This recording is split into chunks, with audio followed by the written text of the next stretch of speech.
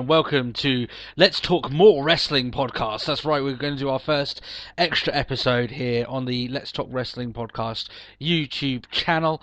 The topic of discussion for today is Kofi Kingston, and we're going to be talking quite a lot about him and my thoughts on the guy. I'm not a big fan of Kofi Kingston, but we'll go into some of the pros and cons of him.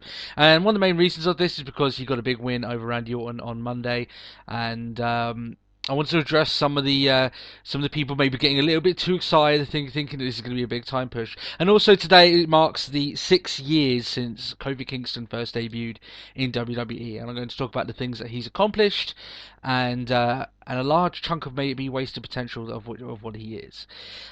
So. First of all, if you want to look back on the Let's Talk Wrestling podcast, I do that every single week with Matt Marsander. You have that on the same channel. We go through all of Raw and we recap every segment on Raw and we do all the wrestling news. We skipped over the whole Kofi Kingston thing, obviously, to do this extra here today because we just simply ran out of time. So, without sort of beating around the bush too much, we'll go straight into it. So, for anyone that has listened to the podcast before, knows that I'm not the biggest fan of Kofi Kingston, and I didn't want to go into a rant or anything about the reasons why I do not like Kofi Kingston, because one of the things that I like to do is try and remain as, even though this is quite a light-hearted podcast, quite informal, try and remain as not as marky, and try and remain as professional as we can in regards to the news, and still give our opinions in a concise manner that looks at all the different angles rather than just going through this is the reason why we don't like this guy and all this. I like to cover all the different angles. That way, it gives everyone a sort of a different perspective, or maybe you're looking at these particular wrestlers and topics that we do on the Let's Talk Wrestling podcast. So Kofi Kingston. Let's go through some of the pros anyway. We'll go through his history, shall we? He debuted 6 years today. He is a 4-time Intercontinental Champion. He is a 3-time United States Champion. He's also a 3-time Tag Team Champion through all the different Tag Team Championships that WWE tend to throw out, through the days. The World Tag Team Championships, the WWE Tag Team Championships, and the Unified Tag Team Championships, whatever they're called. He's 3-time Tag Champions of some sort, shall we just say that there. The reason why I want to talk about this a lot, let's have a look back on Monday Night Raw a week ago. He got a huge win, some would say, against Randy Orton. Shock win. He was essentially, I wouldn't like to call it a squash match. He got some offense in, but it was a Randy Orton dominated match, and Randy Orton loses. Kofi Kingston gets the shock victory. And a lot of people, I was checking out a lot of sites, checking out a lot of, Facebook groups and everything, and the sort of consensus, which really just boggles me, is that Kofi Kingston is a lock to be in the top tier of wrestling and to be WWE World Heavyweight Champion in 2015. I'm going to go through the several reasons why that will never happen, not just in 2015, but in the entirety of Kofi Kingston's career. The guy is a good worker. No one can ever take that away from Kofi Kingston. He's a good wrestler. In the ring, he can get stuff done. The problem with Kofi Kingston that I have in terms of his in-ring ability is the fact that everything that you've seen him do, he's been doing since he debuted 6 years ago. All the moves that he's got on his list, apart from maybe the odd few, he's done since he walked in the company. He hasn't done anything special. Yeah, he's had good matches, but have you ever thought of Kofi Kingston or remembered Kofi Kingston having a 5-star match? No, not really. I can't really think of any match out there that I would. If you had to go out and pick out a top 10 of Kofi Kingston matches, there wouldn't be that much different to the majority of matches that he would have. So, in that sense, for a good wrestler, maybe there's a limit there. Maybe there's only so far that Kofi Kingston can go in the ring. He doesn't have the wrestling brain of, let's say, a CM Punk or Daniel Bryan in the ring that can turn it up another gear, go an extra farther. One guy who was very good at doing that, obviously, is Undertaker at WrestleMania, where they can go. It's almost like the extra 5 minutes at the end of the match that really makes it special. Kofi Kingston really doesn't really have that, or he hasn't at least displayed that since he debuted. The guy has got quite an impressive rap sheet in terms of championships. Like I said, 4-time Intercontinental Championship, 3-time US Championship. But these are in the era where those titles have meant relatively little, if not nothing. And sometimes he's been given the belt as a transitional champion, which is fine, not too much of a problem. Sometimes he's had long reigns with the championship. But you have to ask yourself, has he taken those championships any further? Has he elevated those championships? Has he let those championships elevate him? No, that isn't really the case. Maybe that's due to a point that one of the blaring weaknesses when you look at Kofi Kingston as a package is his promo abilities. The guy just isn't very good on the mic. He never has been good on the mic. As much as he tries to be good on the mic, and he comes off as a character that's happy to be there. He's gonna. It's almost as if you everything that you'd expect Kofi Kingston to say in a promo is exactly pretty much what he's going to say, and when you look at wrestlers that are sort of stale on the card, I mean, everyone likes to throw the John Cena card of being stale, and yeah, I completely agree with you. The guy has been very stale for a very long time. There hasn't been much change in his character, but I think people have kind of grown used to the fact that now that's never going to change. But when you look at the likes of Kofi Kingston, if you want to talk about stale, he's been the same guy since he walked in, and saying 6 years of the same matches with the same guy. And the same promos whenever he does get a mic on the ring, and people may wonder, why I'm not too keen on the guy, why I'm not excited to see him in the ring or see him in any sort of program. Can he sell a serious rivalry? I'm not sure he can. He can't get on the mic. He can't. If you were to get on the mic and go one-on-one with some of the better promo givers on the roster, let's say that let's just say hypothetically, he gets in a program with Dean Ambrose for the United States Championship. He becomes the number one contender, and he goes for the US title, which isn't completely out of the realm of possibility. So let's say he does that. If they have a promo package of 5 minutes in the ring between Ambrose and Kofi Kingston, Ambrose is going to just demolish that guy, and Kofi Kingston does not have the charisma. He doesn't really have any charisma to kind of combat anyone in terms of a promo environment. So the times that we've seen him on the mic has been very generic, almost the most generic as you could possibly get. And that's fine. You don't always have to have a guy that's great on the mic, as long as they can really do stuff good in the ring. And unfortunately, he hasn't had any of those 5-star matches as we talked about earlier on. Now, one of the ideas that you could do with Kofi Kingston and kind of shake things up from here on out is possibly turn the guy heel. The problem is with that, in order to turn heel, you either have to be, in my opinion, a monster heel, or you're going to have a manager that can talk for you, or unless you can talk for yourself well enough. That way you need to get heat off the crowd. And if you're not a good talker, you're not going to get heat off the crowd. It just isn't going to work. You look at the likes of Brock Lesnar, who, in my opinion, does get quite a bad rap for promos, but he's got Paul Heyman on his side, and he's a monster heel as well, so everything's going well on his side. Can Kofi Kingston do any of that, any small bit to try and make himself heel? I'm not convinced. I don't think he can.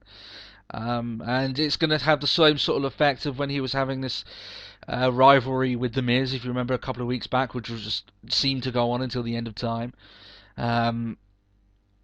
I'm sure that if you look back on the WrestleMania 1 pre-show, Kofi Kingston and The Miz was there. I'm just joking, of course it wasn't. But it felt like that. It felt like it. As long as I've been watching wrestling, there has been Kofi Kingston Miz matches. And they're all absolutely horrendous, awful, just a time waste.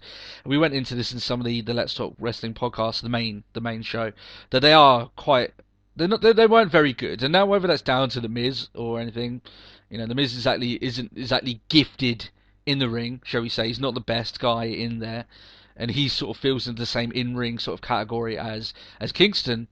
But let's look at some of the pros for Kingston now. I don't like to just bury the guy on here, even though I could easily do that, and it could easily become this rant.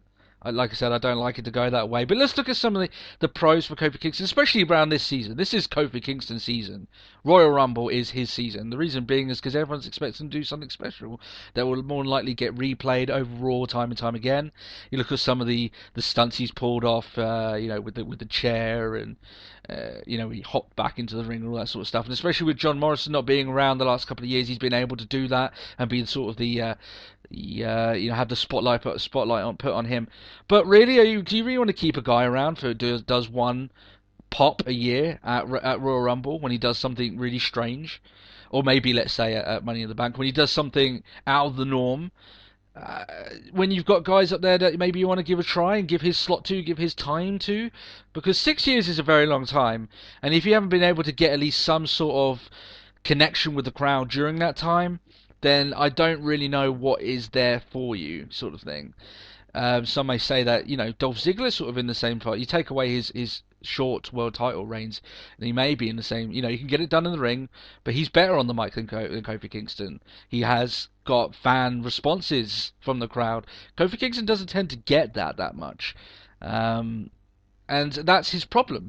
People are very sort of they shrug off the guy, and there's not really down to how WWE have booked him. They've given him time at least to wrestle in the ring and try and make something of himself. That he just doesn't have the charisma to be able to make a lasting impact.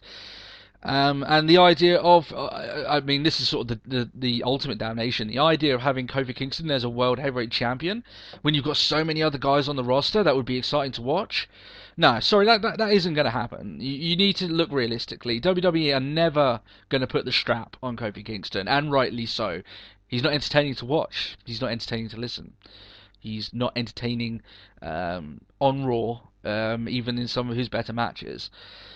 So what does Kofi Kingston need to do? We've already said here that it's very unlikely that he's going to go heel because, in my opinion, I don't think the guy can pull it off. So where do you go from here? Unfortunately, there's not really much you can do with Kofi Kingston. That's the problem.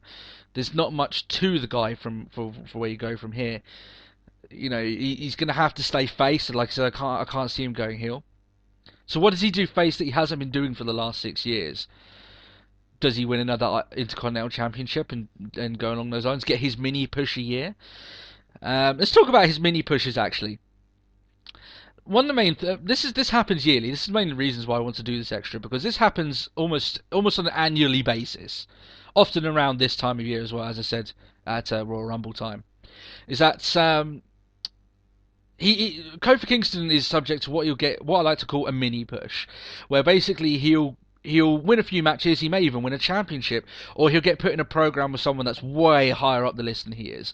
You look back at the likes of, even when you look back at the match that he had on Raw against Randy Orton, some people forget the fact that Kofi Kingston's already had a program against Randy Orton years ago, where he, if you remember, that was in the days where Randy Orton was running along with DiBiase and Rhodes, the Legacy crew.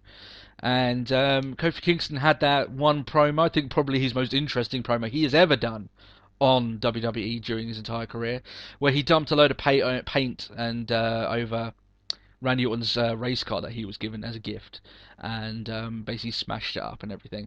If you remember, he actually slipped on the car, which was quite comical.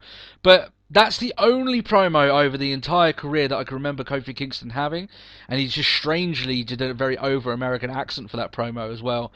He wrestled that match against Randy Orton. I may be wrong, but I think he actually beat the guy, and he faded into obscurity yet again. And that seems to be the problem with every push that Kofi Kingston gets. He may get a couple of wins, he might even get a championship win, but he'll fall so far into obscurity from there on out until he loses that belt, or he loses the push, or just doesn't seem to show up on Raw for the next couple of weeks. There's just not really point in buying into any stock with the guy.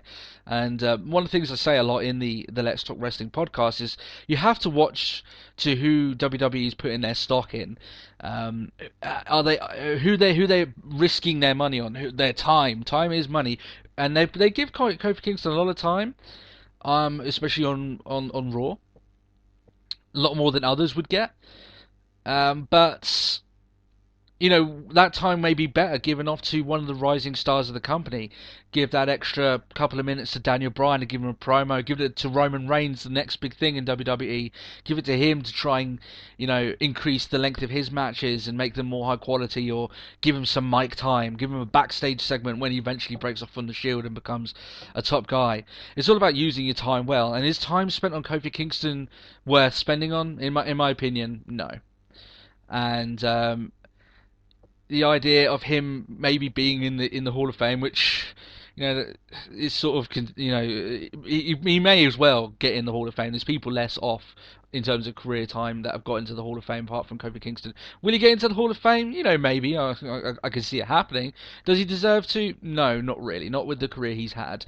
Not the fact that he's never ever been thought of, in my eyes and in plenty of other people's eyes, as a top tier guy.